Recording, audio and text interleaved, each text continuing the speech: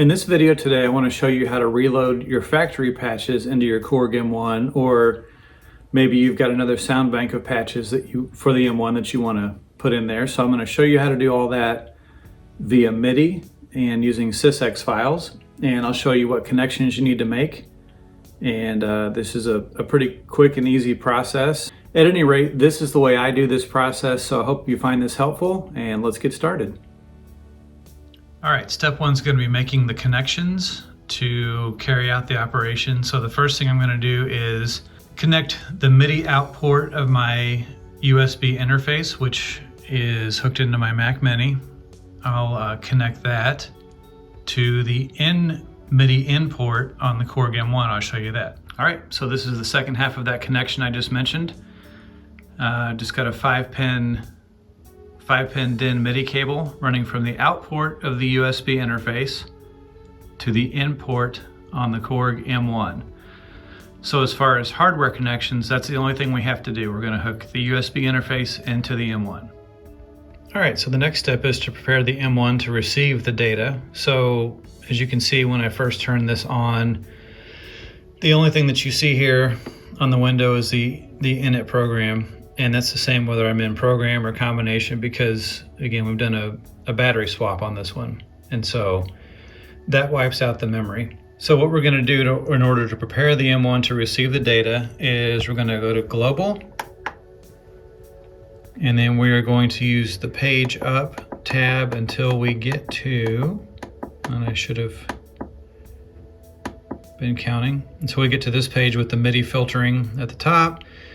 Over here where it says Exclusive Disable, we're going to click the button underneath, and we're going to use the up to change that to Enable.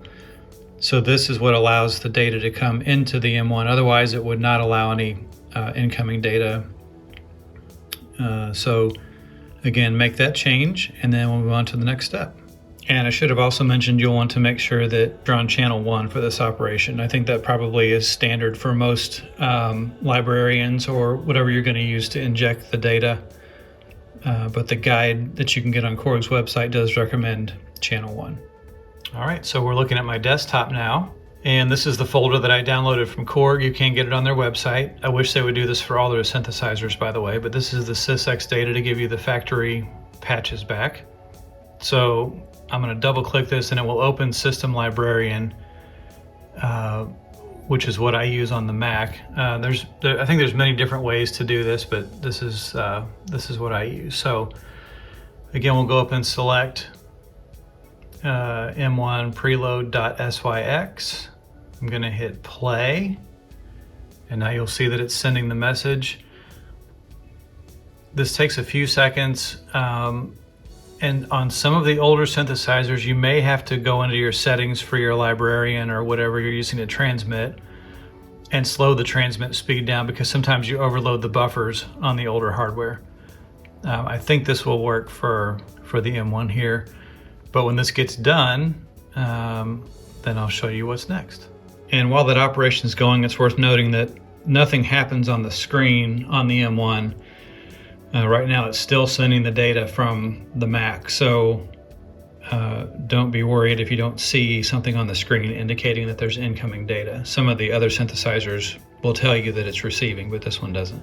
Okay, just got a message that the message was sent, and so this part is done.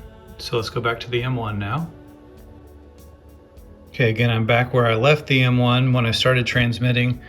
I will go back to program here, and you're still going to see initialize program. So what we do now is you have to power cycle it. So I'm going to turn it off, let it sit a couple of seconds, and I'll turn it back on. And if this worked, then we should see, I think the universe patch is the first one to pop up. So here we go. There it is. So you see universe has been loaded, and all the other initial factory patches are in there. So that's really all there is to it. It's not a difficult operation. You just have to make sure you have everything connected correctly, and that you've, sometimes it takes a little trial and error, but send that Sysex file through your librarian or whatever software you're going to use to the M1, turn the M1 off and back on, and your patches should be there. If you get an error of any kind during the transmission, you may have to slow down the transmit speed in the software so the M1 can keep up with what's getting dumped into it. Anyway, I hope you find this helpful, and if you have any questions, let me know. See you in the next video. Thanks.